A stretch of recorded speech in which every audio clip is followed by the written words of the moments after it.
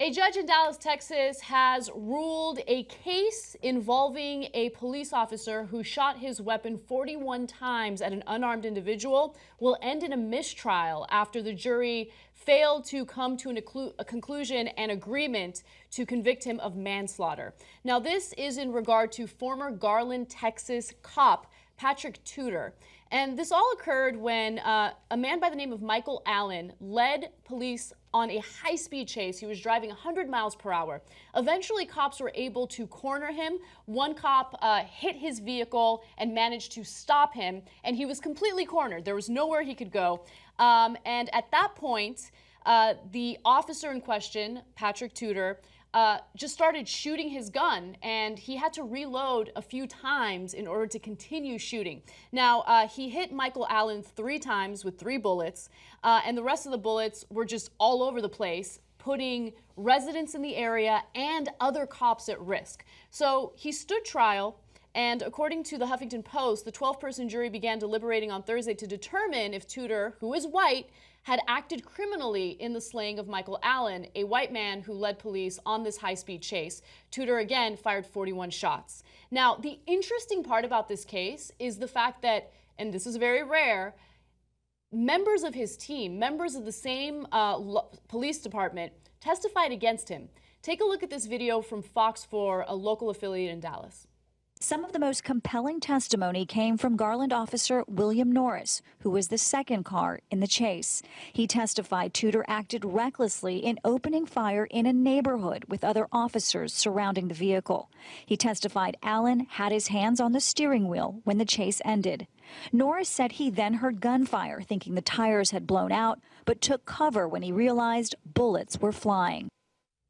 So what's interesting that after the whole incident's over, the Mesquite Police Department show up, and they do the standard cop thing of, let's cover up, right? So Tuter, I don't see nothing wrong with shooting 41 bullets at this moving vehicle in the middle of residential area. Let me be clear, it was not moving. At that point, the other police officials managed to stop his vehicle. One of the cops actually hit his car, stopped it, and they had him cornered. In a cul-de-sac. Yes, in a cul-de-sac. And one cop even testified that Michael Allen had both hands on the steering wheel when the officer opened fire. So I'm glad you clarified that, because I don't know which one is worse. If he's moving, God, that's dangerous to shoot at a moving car. You don't know where the bullets are going. If he stopped, well, he's already stopped. It's not a chase. He's at the end of a cul-de-sac. It's over, right?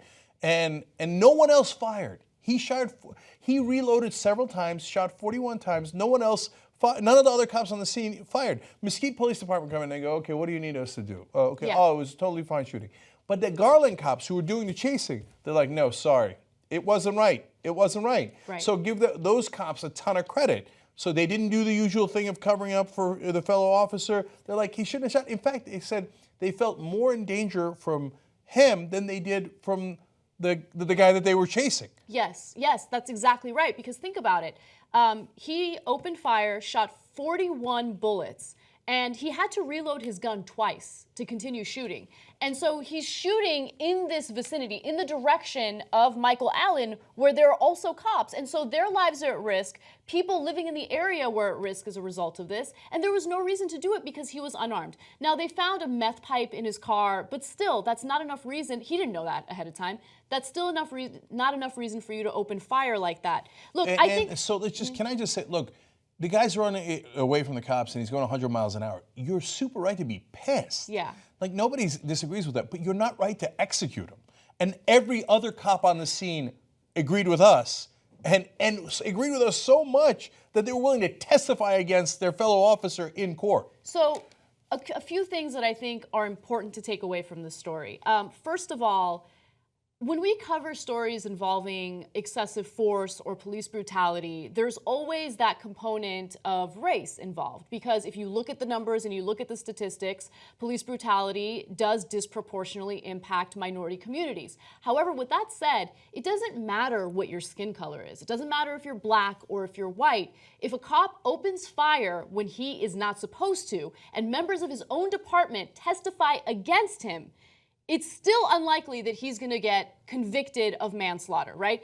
In this case, the victim wasn't black, he wasn't Latino, he was white. Michael Allen was white.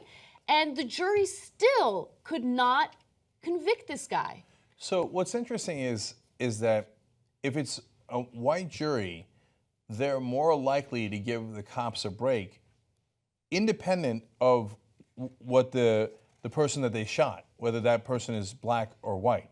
So now, again, things are always disproportionate when it comes to African Americans. There's studies to bear that out. But even in a case like this, where you remove race out of the equation because both the shooter and the person who got shot are white, the important part of the equation, it turns out, is actually what race the jury is. Yes. So let's give you stats on that, Sure, so that you know what we're referring to here. Again, this is not our opinion. This is based on studies of actual jury decisions. So let's skip ahead to graphic 5. And this is, by the way, based on a survey done by the Cato Institute, which is not a liberal organization by any means. It's libertarian. Libertarian. So I want to give you guys what they found based on the survey that they conducted of a nationally representative sample.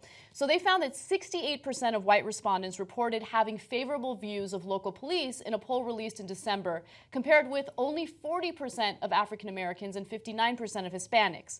Now, just 35% of whites said police are too quick to use lethal force, compared with 73% of African Americans and 54% of Hispanics. So see, in this case, the white respondents were more likely to give police officials the benefit of the doubt. And it might be because of personal experiences, right? If you're less likely to get targeted by cops or harassed by cops, then of course you're gonna have a much more favorable view than members of minority communities. So let me just pause there, because this is super important. Based on your context and perspective, as Anna pointed out, you might think, what, cops are great. What are you talking about? I've never seen them discriminate. Yeah, in a white suburb, they might not discriminate. They might be lovely. In fact, I've had, generally speaking, very positive relationships with cops in my area. So I might be among the people who say, I have a favorable view of my local police, right? Now, African Americans are not getting the same treatment. That's why they have a completely different perspective on it. And for them, the shooting comes much quicker. That's why those numbers are, I don't trust the cops as much, and I think they shoot a lot quicker. Now, that's why even if you're a black cop, for example, that shot a white defendant, right, you want a white jury. Because the white jury thinks, well, I trust cops. Yeah. And because cops have never done anything wrong to me. I'm more likely to give the Right. cop the benefit of the doubt. And Yes. that's exactly what happened in this case. So the jury was split among the white jurors and the black jurors. The white jurors did not want to convict this cop of manslaughter. The black jurors did want to convict the cop of manslaughter. So again, the main takeaway is there's a huge issue in the country, and it doesn't just impact one group of people, right? The issue of excessive force impacts all of us, and we want to make sure that cops do protect and serve. We want to make sure that when they fire their weapon, they don't do so in a way that's not only harmful for the victim, but harmful for everyone else that's involved in the situation or in the general vicinity. So one last thing about this, because what we're trying to do is get everybody to open up their minds about how they view things, and understand that what their experience has been is not everybody's experience. So if you're a white person who's had great relationships with cops, understand that maybe others haven't. And so when you're in a trial, try to be open-minded about whether the cop did something wrong or right, without judging it as, oh, it's a cop, so it must be right. Right. You see what I'm saying? And look, remember, and if you're on the opposite camp, whatever the hell the opposite camp is, well, be open-minded about cops, because look at all the cops who testified against him and said he did the wrong thing, and we were there, and he was reckless, and he endangered us all, including fellow officers. So don't just prejudge cops either. And if you're an African American, by the way, and you've gotten really rough treatment by cops, it doesn't mean that particular cop in that particular case is guilty. That's right. Have an open mind about that as well, because sometimes cops are lovely to people, especially if they're white. No, seriously, based on the numbers here, you can see that unfortunately, different races do get different treatment in the country, but that's why we all have to be open-minded about different perspectives. You know who makes independent media possible? You guys. Because of you, we can actually do this show free of any outside influence. That's what makes us so strong. Become a member today. tytnetwork.com/join. You are the media.